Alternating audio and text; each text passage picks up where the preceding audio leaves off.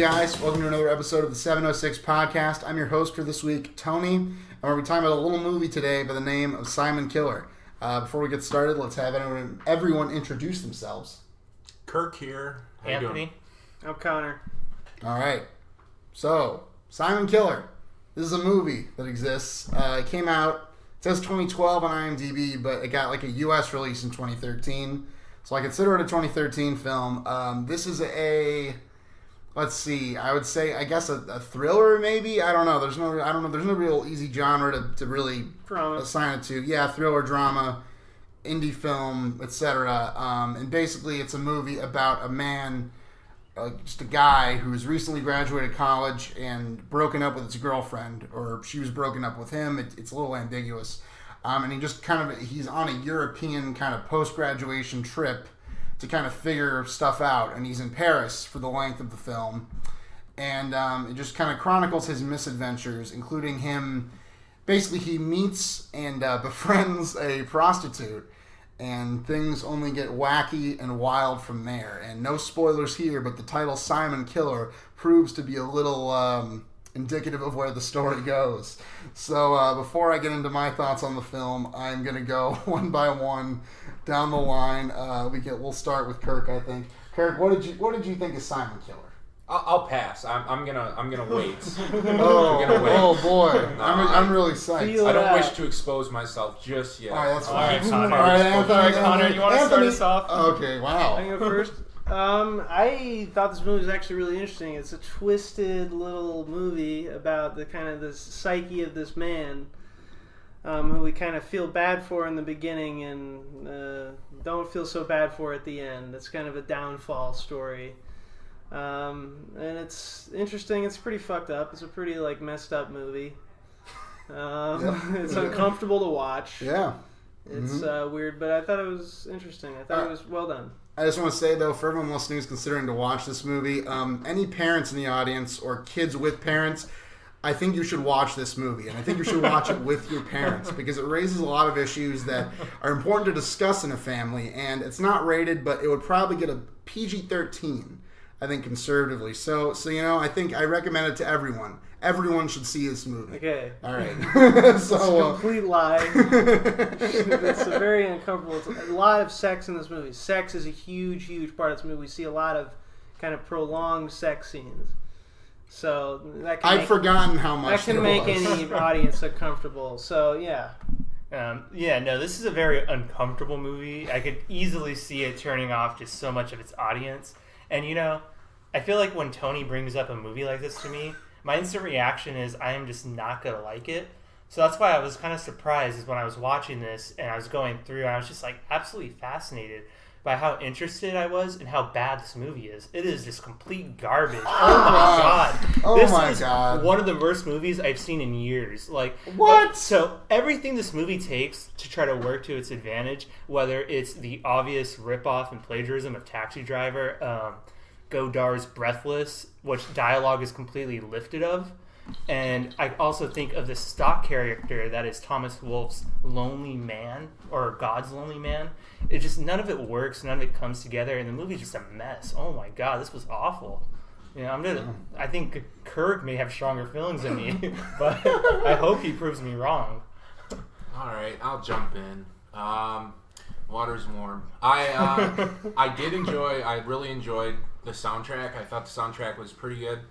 It's never a good sign when someone starts out with, I like the soundtrack. It never goes well after that. It was fresh. I thought some of the cinematic elements, keyword some, were interesting and experimental. How long was the movie? Hour 45. Okay. So did you it said feel way longer? Amelie was a little too long. This movie felt about an hour and 45 minutes too long to me. It was the worst fucking movie I've ever seen in my life. And that's not an exaggeration. Man. No. But you haven't seen the 706 movies, Kirk, so as you said. Exactly. So it might make it. You never know. No, this movie was horrible. This movie, I don't know what to say about it because I'm just so infuriated by it. I think it has the least likable main character in any movie of all time, and I've seen Downfall with Hitler and his bunker. Like, I honestly think this character is the biggest scumbag. Wait. Just so the audience is clear, you're saying Hitler's not that bad a guy. Is that what you're saying? That's exactly. Oh, okay, I just wanted to make sure. Yeah, no, this is the biggest scumbag. The biggest. It's like, okay, this movie relies on sex. It's like basically a 17-year-old's wet dream. This movie. I don't. There's a subreddit called "I'm 14 and this is deep." This whole movie could be on that subreddit. This whole movie, it's just like these false pretenses and these contrived situations where we're supposed to like, ooh, this is so visceral. Ooh, look, she's sticking a thumb up his ass. Ooh, what does that mean? Genitals are being contorted here. My mind can't take it. Oh no. This movie fucking blew. I'm sorry for swearing, but if you're listening to this, you probably saw the movie. Or this draws out some we're bringing you into the movie because just gratuitous, indiscriminate sex. The woman, it was basically, the woman was hired as a prostitute, not an actress for this film. We saw more of her vagina than we did of her face. That's factually untrue. But I just, okay. The reason I started to not like it is because the woman doesn't, I don't understand why she likes this character. Like, he shows up after he got beaten up. They have a strictly professional relationship. He's just like this sick puppy type of situation. She's like, well, I'm working. Like, what do you want me to do? She seems really like put off. And then all of a sudden they're like dating, and it's like he's her pimp in a sense. And it's just, they go on this huge extortion plan. And I don't know. I'm interested. I want to bounce some of these ideas off Anthony because I think he can articulate them better than I can. Your partner in crime over there? Yeah, partner in slime. No. All right. If you'll allow me a moment. Yeah, let me ask real quick. Punched in the face over and over. Oh my God. Let me just ask before I think Kirk and I just hit hard. I don't know about Connor over here, but what did you actually like about this movie? What's there to it? What am I missing here? Okay. Oh my God. Okay. Well, Kirk said, ironically, it's so visceral, but I think it is visceral. I think the filmmaking shows a lot of craft, a lot of skill. I think the use of sound and the camera movement and the lighting is all very strong. I think it has a very identifiable look. I think it has a real style that is striking and that is unique. I think that it has it really kind of puts you in the scenarios that it presents. I think there's a number of scenes where I'm right there and I'm right in it and it won't let me out. No, but I think there are numerous times in the movie where it harnesses this discomfort and it really puts me there in a very visceral way. Did you think it was well acted? Yes, I do. I think it was well acted. And also I'm trying to think of how to put this best. I think this is from just the writing and the acting, it creates this very, I think, for me, a memorable character. I think likable is stupid. I don't care about likable. It goes in the trash. I think way too many movies try way too hard to be likable. And again, this is a movie that, as I defend it, I will admit that I don't think it's a perfect movie. I don't think it's like a masterpiece. I don't think everything in it works. I think you probably could shave off 10, 15 minutes and not really be any worse and maybe be slightly better. However, I do think the length also is part of just the mood and drawing you in and just the visceral elements of it. And that stuff's all very subjective. But I will say once again that this is a movie that I don't think it is perfect. And I think it's one of those movies that it happens to tick some of my boxes, or it is a movie that kind of draws me in and intrigues me in a way. It's a kind of filmmaking that I enjoy.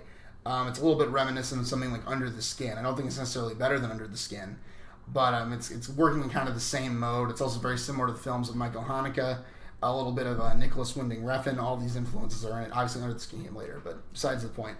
My point is it's a kind of filmmaking that I happen to enjoy. And I wouldn't necessarily say to everyone oh, no, this is an amazing movie for everyone. I think if you are down for the sort of things it's doing and you like the kind of films that inspire it, and you may like this as well. And I think it is well done. Very well done for what it is. So that's my, and as for a reading of the movie or generalizing out from this character, you could argue it's something about millennials and entitlement, and this guy, he just graduated college and he just goes to Europe. He doesn't have a job. He just goes to Europe, spending his parents' money on this excursion, and he's just the most kind of selfish guy. He's either a psychopath or a sociopath. We're not really sure couldn't really tell you which, but it has shades of, I think, American Psycho as well, in the way it presents this character and kind of critiques it. So that was really wow, man. How dare you bring up American Psycho? I don't think. All right, but anyway, so that's my line on the movie. I'll just say Citizen Kane. So comment. You brought up Refn. I could see the similarities there, especially at that dance scene towards the end. But to call it similar to Under the Skin or even American Psycho is so ridiculous. American Psycho works because it's pointing this kind of satirical image, this kind of hedonistic lifestyle we're going for. None of that's here in this millennial kind of picture. Under the Skin is such a better movie. Here, though, to call the filmmaking unique is so ridiculous. These shots are completely lifted from Roman Polanski's Apartment series. And to say you're in the head, well, obviously we're following him from behind. It's this voyeuristic image. But the problem with the movie is, and I don't mind not having a likable character, but it doesn't establish who this character is. If he's supposed to be this kind of like jumbled, messy millennial character who just graduated college, what's he doing here? What's his point? He's crying to his mom at the end. Why? Is it just because he's kind of denigrated himself, because he's lost the other woman around his life? The big problem with that is we already know his mom is not quite this absent character. She's presented earlier. We know he's talking to her, he's writing to her. And then... Well, he's writing to the girlfriend. No, but he's also Skyping her. You actually see a letter in like 20 minutes into the movie. He's talking to you saying, "Dear mother." Yes, he Skypes with his mother, yes. Yeah, and then he also writes to her later. He says, he lies to her. He says he's in Prague. Right. So, I mean, the problem with the mother is obviously clear, but the overall movie, I just feel like if you're going to use the God's Lonely Man, stock character, you have to make a point. Taxi Driver does that. It's saying, the way we kind of worship a celebrity or the way we kind of fall out of that at the end is inherent in our culture. This movie just doesn't know where to go with this. It's saying, here's a guy who has 3 girls that he's able to just manipulate to his total control, and then it just seems misogynistic to me. And the girls neither rise above that or fall below it. And here he is just kind of living out this kind of like as Kurt says, this kind of frat boy fantasy. And he never feels criticized or even like celebrated or anything at all. It just goes nowhere. I mean, it reveals the character as the movie goes along. But there's no character there. It's observing him. No, as the movie goes on, it reveals kind of how he is, because he starts off as this sort of like semi-relatable, kind of like, average Joe. He's kind of ineffectual and kind of awkward or whatever. And then as it goes along, we see just how much he's lying to people and how kind of in his own head and self-centered he is. And that's... But he's not relatable from the beginning at all either. He's this kind of rich white kid who's going to Paris. He speaks a certain level of French. He has a French, relative or, secondhand cousin who he's able to live with. And he's encroaching upon other women that's kind of annoying and rather just misogynistic. It's completely, offensive. And it doesn't work. If you're going to make this character that dislikable, where are you going to go with that? And it doesn't work at the end of the movie because it goes nowhere. Well, where should it have gone? I mean, that's what I'm saying. Right in a dumpster. I don't know. Are you trying to say that this is a misogynistic picture and you're criticizing that, or are you trying to say that this is inherent in this American kind of culture and it just goes nowhere? No, I'm saying this is presenting a character who it's like a distilled version of this character. It's like the purest form of this character. It's saying kind of like this is a sort of like a fantasy someone might have, or like this is an inclination someone might have, or like. It's just presenting this purely selfish character who's only about he's trying to find himself or whatever by going to Europe and doing all these things, and he doesn't contribute anything, and like he's constantly putting on these like he always talks about what he's studying. He talks about how his paper was published, and as we go on through the show, like we see that it probably was not published. It's probably just another thing he's lying about. And then at the end of the film, they ask him what he does, and he says, "Oh, I study French literature," which is what another character told him. So. He's just kind of picking up these things that, he thinks sound cool to other people. He's just trying to impress other people. And it is like a hollow, just empty guy. And I think that, I don't know. that's what I'm... sorry. Yeah. It's just so cliched in so many different junctures in the movie. Like, within the first... Okay, well, the first part, like, we get this random, like, camera effect of like an epileptic seizure mixed with some sort of acid trip. I didn't really understand that. That didn't make any sense for me. Gave me a headache.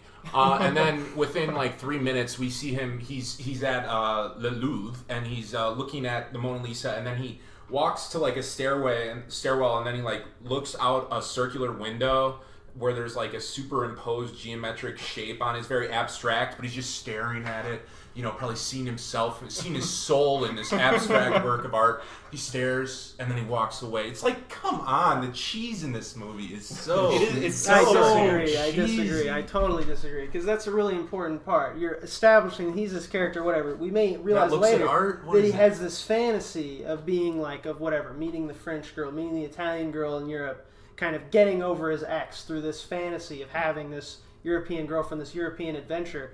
But we see once he gets to France, you know, it's sort of a cinematic technique that already exists. I'm not saying it's original, but just this total dullness and this stillness and these prolonged shots of him going through the Louvre, you know, the famous thing of the Louvre, you can't even get to the Mona Lisa, it's so far away, so many crowds, so much crowds there, you know, and then that he sees this window, it's just a thing to look at. It's just, he's totally alone, he has nothing to do, he's just trying to distract himself. Obviously he has kind of ulterior motives. His thing is getting over his girlfriend. He's probably not even really looking, you know, or what he is looking at is women, and there's a lot about, like, you know, I think kind of male, you know, psyche, as Foucault once said. It's all about the male gaze. No, I'm kidding. Or a Mulvey, of course. And also, when he's in the Louvre and he's watching the Mona Lisa and everyone's just taking pictures with their phone, he's totally... He has headphones in. You can just tell he's like not engaging with it at all. It means nothing to him. He's disconnected from it. You know, he's this shell. Well, sorry. Go ahead. I would say one of the emotional apexes. Apices. Apices. Thank you, Mr. Classics. Honestly, I'm not being sarcastic. Is when he's discussing like kind of past histories, like skeletons in the closet with this prostitute who he's befriended, and it's like the whole trope of, oh, she's damaged goods. Oh, you know. So arbitrary. You know, I was probably having a miscarriage. I don't really know. It was intimated there. And then my husband fucked me in the kitchen before I went to the hospital. It's like, really? That's just being edgy for the sake of being edgy. That adds nothing to the plot. Well, like, no, I actually want instead of that, which is like so in your face and like just basically there to just whoa, you know, it's like smelling salts. Why don't you explain what the whole fox pin is about instead of just saying, oh, my mother gave it to me, she called me a fox. Like that was when he put the pin on her, that was a moment, an opportune moment to explain his relationship with his mother, why he's so needy, why he's so entitled, why he's so desperate. Instead, it just, he puts it on her. I wouldn't want any of that. I would have compromised what that would have. But and I think the scene though, real quick. The scene where she's telling that story, the whole point is that he doesn't understand it. Like, I think that's about his reaction. It is a horrifying thing. It is a visceral thing. It is. I like smelling salts. That scene's completely ripped off. That's a Henry Miller story. We don't know all the whole story, though, is completely ripped off. It's the kind of twisted Henry Miller story. It really bugs me. What's the story? The Henry Miller story of who pretty much established this, you know, mid 20th century tale of the kind of lonely guy who goes to Paris and hopes to meet the French girl. Now he's presenting this kind of twisted fantasy of that, right? In this whole, he meets the prostitute, that's his French girl. But now, the story of what she tells him, and even though he misunderstands, that exact story is what a character tells the Henry Miller, the narrator, in one of his short stories. It really bugs me that he just completely took it and just threw it out. Is it possible he wasn't familiar with that? Or it's a pretty big Henry Miller story. It's like taught in like French schools. It's a canonized thing. I don't know. I mean, I'm not familiar with it, so I have no comment on that. But I thought the moment worked for me. His lack of, I think the moment where he says, "Oh, you have a son," and he totally misses the point of the story. That to me was a good character beat. It was a good beat in there, and you know, to me, that's a moment that kind of spells doom. And so that between them, there's no like, it will not work out with these people. There is something to this movie, right? Where he starts when he comes to Paris, he tries to speak French. You know, he needs to speak French, and he really tries. Slowly through the movie, you see this kind of gap of he listens less and less, and he speaks French less and less until it ends up with in his relationship with this prostitute. You know, which kind of comes to a head. I mean, she's the one that he kills. Simon kills. Wait. That Simon kills, Isn't right? she not dead, though? She's not dead. It's well, It's it could be ambiguous. his imagination. We don't know. So, she speaks French to him, and he speaks English back. And he says, I don't understand French. And he says, you're lying. That's not true. I know you understand French. So there's this intentional thing, and I don't know about the Miller story, but there's this intentional thing of, yes, there is that story. Maybe it's a trope. Maybe it's this character of the prostitute that must be redeemed. But he's incapable of really even caring. He can't listen, and there's just this thing of their experiences are so different. I think it's kind of, the language could be symbolic of something else, of different lives, different backgrounds, different walks of life. Mm-hmm. And essentially what this character does is he uses the prostitute, essentially. He pushes her into this, and yes, there's many feminist critiques that can be made of this movie. I'm not saying it's very realistic, but it is this kind of thing where it's he pushes her into this extortion scheme, basically in order to sort of justify his being there, because she's been taking care of him. He is the sick puppy, as you said, Kirk. But he needs the story of somehow being a man for this woman, and he kind of pushes her into it, and he says it's for her, it's for you. It's for you. He pretends to. He has this fantasy of redeeming this prostitute. Did you buy her letting him stay at her place? Based on the interaction that they had at the door of the club, she just seemed totally not interested. I think she's not interested in it. And then she just lets I him think stay. she's a very persistent person, and she might just be being nice, and she's like, it doesn't seem that bad. I guess I can imagine. I can put myself in her shoes and imagine being in that. You know what I mean? Yeah, I can see it happening. I didn't really buy it either. I didn't buy it at all. I mean, maybe I don't know. He acts like a kid. I mean, he really pulls on her heartstrings. I mean, it is this thing where he is imposing on her, but she is all he has. I mean, he could stay with his cousin actually, but for all she knows, she is all he has. She has. Yeah. Yes, so no, I don't think it's complete. There's some, I don't really. To me, I don't completely understand. Also, she's only been a prostitute for a few months, so it's not like she's a grizzled vet. So I could see her being taken in by this sort of guy. I don't remember when they said that. They said, yes, how long have you worked at the bar? She says a few months. What did you do before? I was divorced. Also, do you remember when he bumped into that guy when he was walking with the two girls, yes. towards the beginning of the movie? Yeah. He turns around and just stares at the guy for 5 seconds, and then the guy says, "What are you staring at?" Or you don't say, "Excuse me." I didn't understand that at all. Okay, so there are a few times in the movie where he gets in sort of an alpha male, kind of masculine. But he didn't, because he backed off right away. No, that's the point, though. That's the point. He's he wants to kind of test himself, or he thinks he can do it. But of course he does not. This guy's a total weasel. He doesn't have the stones to go toe to toe with any of these guys. So when it actually comes to it, when it looks like he might get punched in the face, the guy totally wusses out. But there's a part of him that wants that.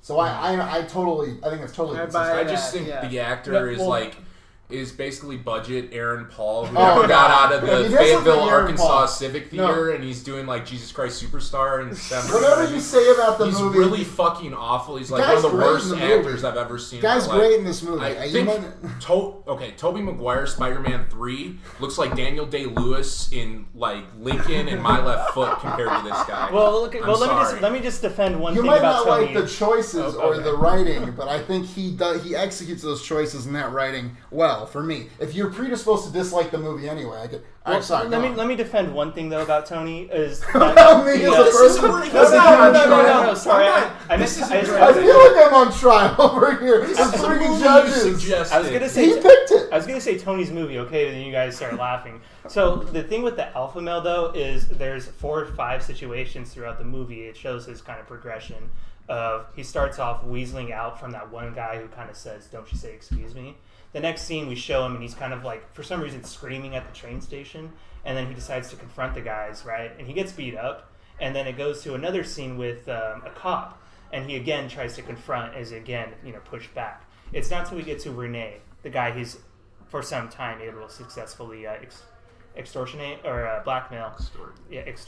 Blackmail. That he's actually able to kind of win the sort of alpha male battle, and we eventually learn though that he loses because he does it in the most awkward way though. Right, you can't say that he wins out the battle. But he hugs him. It's like an embrace. It's almost sexual. But he gets what he wants, which is the key to there. It's not about the actual act; it's about what you get from it. and he is able to get the money. He does, but we know this is not him. We know this is. That's the problem, though, is he's never able to kind of get that masculinity because it all goes back to that girl. He even has to blame the act on her. No, it all goes back to the girl. That's exactly what I'm saying. I mean, he thinks that he has kind of regained his masculinity kind of by using this prostitute who takes him in. I mean, it's a story of ingratitude, of fundamental human ingratitude. That he just kind of uses this woman and doesn't care anymore. He's really just in it for that initial fantasy French girlfriend that he wanted. Can I ask you something, Connor, though? Did you like the movie? I really liked the movie, yeah. Oh, okay. I didn't know. You said it was interesting, but... Did you think there needed to be so much sex? What do you think? Think it gave to the movie? I think it did have some. There were some parts that are like do we besides need to being see on Mr. all Skin's that? top 10 for sophomores in high school to jerk off in their parents' baths. Sophomores in high school despise this movie, Kirk. Which is why they would despise this movie. They wouldn't like it at all. Okay, so the sex. Yeah, there's a lot of sex, but I think it's like. This is a movie that's kind of is about sex and sexual dynamics. Maybe it didn't quite earn all of the sex scenes, but I think that, it was important to the movie that they show some of the stuff. I do think, again, not to compare it to another great movie. I don't know. Not to keep dropping names, but I was reminded a little bit. I would compare it. I'm not saying favorably or negatively to Stephen Queen's Shame. I think that's a very comparable movie in that. Again, it's a thing. It is a movie about sex and about identity. This is much more on the nose. What Simon Killer, is much more on the nose in terms of kind of ego, and this character is obviously just very bad. Yeah, I will say I think there is too much of it. I think there is a bit too much of it. I think some of it is necessary to kind of create this feeling they're going for, but I think by the time we get to the third drawn out scene, it's kind of all right. 2 would have been plenty, I get it. So that's I think that's fine.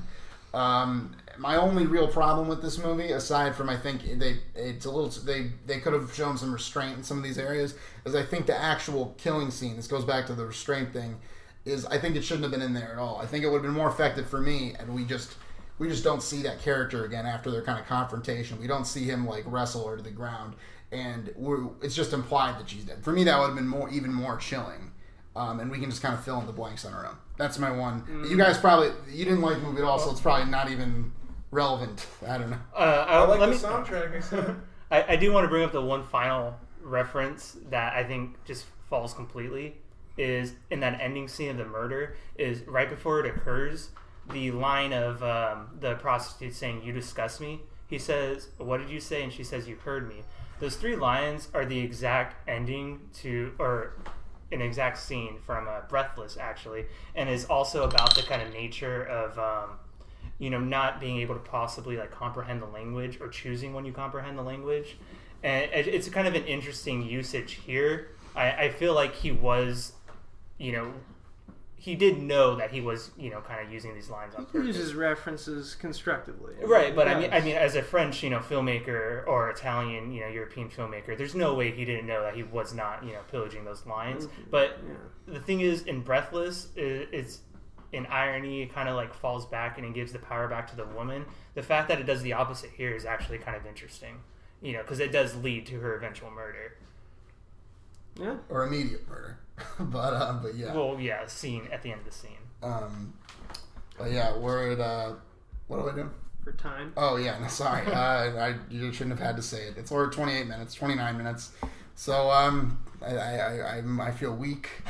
I feel sick. I think it's time for the vote. I think Kirk, you're a yes, right? No, I'm a no. You've seen 706 movies better than this, Kirk.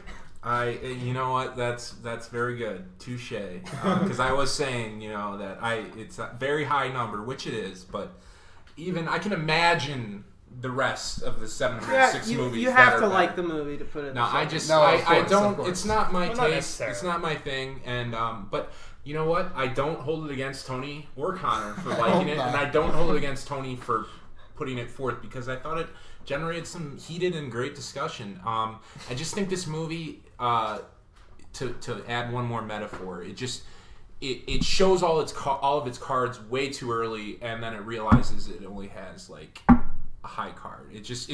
if you know what I'm talking about with gambling. It's just, it doesn't have anything here. It doesn't, I don't know why it exists. I don't know why. I don't gamble, Kirk. I'm not a bad guy. Let's move down the line. Yeah, no. Well, I mean, obviously, you guys know where my vote's going to go. I will say, though, for anyone who's interested in kind of a movie or filmmakers who actually deal with this kind of sexual subject well, I would check out the Apartment trilogy from Roman Polanski. It's great, much better. Polanski, yeah. Okay, yeah. No, sure. I don't know. You know, we can't judge this movie on the merits of other movies, frankly. I think you guys were a little bit unfair to this movie. As a movie itself, it did nothing for me. Sure. It did nothing for you. I can't argue with that. It did something for me. I thought it was good. I thought it was an interesting movie. You know, it's very edgy. It's not like, you know, it's not like the most fascinating movie ever, but it's a really, I think it was a good, it did its job well. I voted in to the 706. All right. Well, against all hope. Twice I go to bat and twice I strike out with these movies. But now we go to the fan favorite section here. And, well, actually, let's get a sound effect for one. I think we should have a sound effect for when a movie doesn't make it in. So let's hear that right now. You can hear the disappointment in their voices. All right, so let's move on to the pitches for next week. So we'll start with Kirk because he went least recently. So Kirk, what are you suggesting? All right. So I am suggesting for next week. I'm suggesting. Let me just double check my facts. Yes, I'm suggesting "Beautiful" by Inarritu. Inarritu, excuse me, Alejandro Gonzalez Inarritu, and I'm totally butchering that, and I'm sorry. But this is a movie. It's a Spanish film, foreign film. It's starring Javier Bardem, Marcial Alvarez, and some other people I'm not familiar with, but that's really beside the point. It's immaterial because this movie is absolutely phenomenal. It's about this man living in Barcelona, named Uxbal. You know what? I'll just stop. Name Uxbal. But he's diagnosed with terminal colon cancer, I believe. I haven't seen the movie in about 2 years. He's diagnosed with terminal colon cancer, and it just kind of, he's a single father. It just very much highlights like these interpersonal dynamics, and it's really interesting kind of through the lens of foreign and the foreign and the unseen. There's a lot of innuendo, and then there's this whole process of coming to terms with death, and the relationship we have with it. You know, as the every philosopher's ultimate job is finding out how to die, and so I believe this movie tells you how to die. So, no. Nice. Yeah, and die. All right, folks. I told you last week I was going to bring in some Kurosawa, so here it is. The Big Guns. Uh-oh. Talking about Hidden Fortress. Oh. Just an absolute classic, just a tale. And it has one of the most, a scene that whenever I watch it, brings me to tears, like consistently. And not only, it's also a great adventure film, and it's just a classic of international cinema, so I don't have to say much more than that. Good choice. I do enjoy myself some Hidden Fortress every year, so. But I want you guys to imagine something. Tony's sitting in a chair, and Kirk has a gun to his head. And on the side, for some reason, all the Paul Thomas Anderson films copies have burned up. Gone. Except for one set. Oh. Connor has them in his hand and a lighter under him. And they both say, pick Anthony's movie.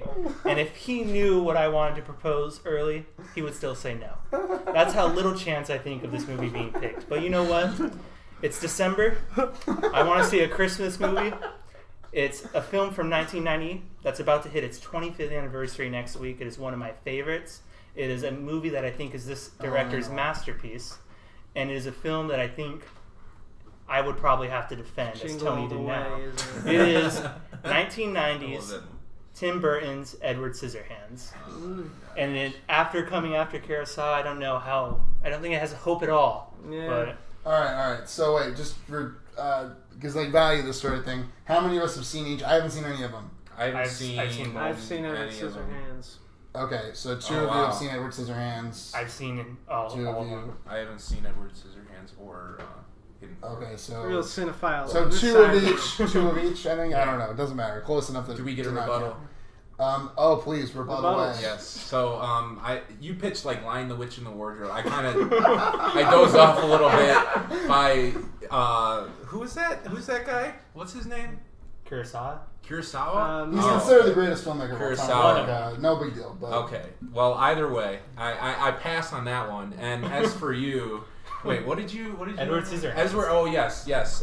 Paul Glue-Stick Fingers. I really don't wish to see this movie. All right, Johnny Depp. I would rather. This is Johnny Depp. Yeah, Johnny Depp. I would rather see Mordecai, because at least Mordecai is Amy fresh, Nicholson's favorite. and it's Amy Nicholson's favorite, and it's a good flick. So. all right. Yeah, okay. I've been wanting to get into Inuyasha. I do like Edward Scissorhands. Interesting movie. I like Tim Burton. But let me just reiterate again. Akira Kurosawa's Hidden Fortress. All right, Anthony. Well, beautiful. It's a good movie. I think a lot of his other stuff is a lot better. It's certainly something I'm not gonna. Not to this guy. I'm not gonna dissuade. Not for Tony, but I'm not gonna dissuade anyone from choosing that movie. But I will say, Hidden Fortress. I watch Star Wars like every year. Okay, Star Wars connection. All right, worth all it. right. Anyway, let me just say that Edward Scissorhands.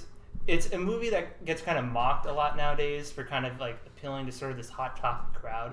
It's also the movie that kind of started the Tim Burton Johnny Depp sort of collaboration that became a joke later on. And it's a movie that honestly, probably Tim Burton could have not made another movie afterwards and still be held as a genius. It's a movie that I think, has really been praised nowadays. I think, I really want to bring in the Lynch interpretation here for discussion. I think it just opens up for a lot more than typically gets reported on. I don't think Tony's going to pick it, but I just want people to know it's the 25th anniversary. It's playing across the Let US. it be How known, could you? laying down the ultimate reverse jinx, Anthony Yeah, Gomez. yeah, Here we go. I think this is a gambit right here. This is a strategy when he says After this. I pick Simon Killer, Okay. What does that? I'll leave That it. has nothing to do with anything. You All picked right, it. You don't have to all say right, by let's your hear it, choice. Bert. Let's Okay, hear it. okay. Let's First of hear all, to it. go down the line, the only other film by Inuyasha I've seen is Birdman, and that made me want to Barcelona. So I'm going to skip Beautiful, which looks like garbage. Edward Scissorhands. I mean, come on. I don't know. I mean, I'm open-minded, but it doesn't have a chance. This is one of Lynch's greatest. David Lynch. He loves David this Lynch movie. has a lot of blind spots. All right, he's getting older. He's getting senile. He doesn't really know what he's doing anymore. And Hidden Fortress, what's that? No, I mean, come on. You guys knew it was going to be Hidden Fortress as soon as he said it. Shocker! The guy who liked his movie won. Oh, Do you man. really think that, Kirk? If you This suggested is Hidden East Fortress, Germany. Our opinions are being silenced here on the 706. We're being forced to pander. Well, no no, one I did silenced think you, about Kirk. that. You said quite a bit today. Yeah, and I You paid were- the price. Now I'm a refugee. I'm sent to Syria. All right, go ahead. I don't know. All right, so guys. Wow. This is a heated Heated. episode. Thank you for listening. I don't know if we'll ever have another episode. Actually, another reason not The to FCC's on do Beautiful is we might just be able to review another movie by this guy that's coming up. Yeah. That might just happen. I'm not going to say any names, but it's called The Revenant, and we might be seeing it early. We might be reviewing it. So, yeah.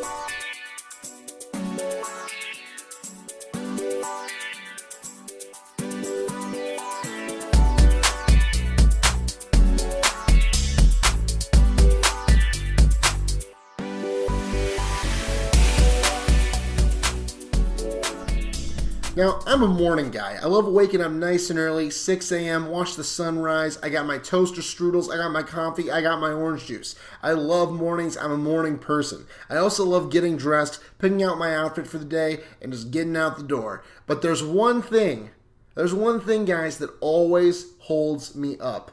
And what I'm talking about is not suspenders, although I have issues with those sometimes. I'm talking about shoes. I have a lot of shoes, and I can't decide which shoes to wear on a given day. Are these formal shoes? Are these casual shoes? Do I wear tennis shoes, dress shoes? I have so many options. Do I wear sandals? Do I wear Crocs? Do I wear Uggs? What do I wear? Do I wear boots? Too many options, right?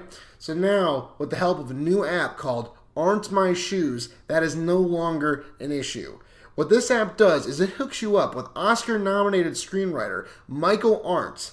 And let me tell you, this guy knows his stuff. Let me tell you some of the stuff he's worked on. He has done Little Miss Sunshine, Toy Story 3, a little movie called Star Wars Episode 7, The Force Awakens. Needless to say, this guy knows his stuff when it comes to screenwriting, but he also knows his stuff when it comes to picking out shoes. The way this app works is you send a picture of all your pairs of shoes into the app, and you'll get a picture back of either Michael Arndt with a thumbs up, or you'll get a picture of Michael Arndt with a frown or a quizzical expression of some sort. Now, for those who want an even more advanced version of this service, there's Aren't My Shoes Pro. And that's an upgrade of just $19.98 a month. $19.98 a month, you get access to Aren't My Shoes Pro. And what this is it's a personalized webcam connection with Michael Arndt every single morning, in which he will interact with him, and you will show him the shoes yourself, and he will show you his shoes, and you will talk shoes for 20 minutes. You get 20 minutes with Michael Arndt, one-on-one webcam connection every single morning, $19.98 a month. This is a great service, Aren't My Shoes Pro. And if you go online today to aren'tmyshoes.com and enter the passcode, the 706 podcast, you will get $19.97 off, so it'll be 1 cent. That's 1 cent a month to webcam, 20 minutes with Michael Arndt every single morning. I do that even if he didn't know anything about shoes, because he's a great guy. All right, guys, thanks, guys. We'll be back next week with an episode about the Hidden Fortress, just in time for The Force Awakens, speaking of Michael Arndt. So thanks for listening. Have a good night.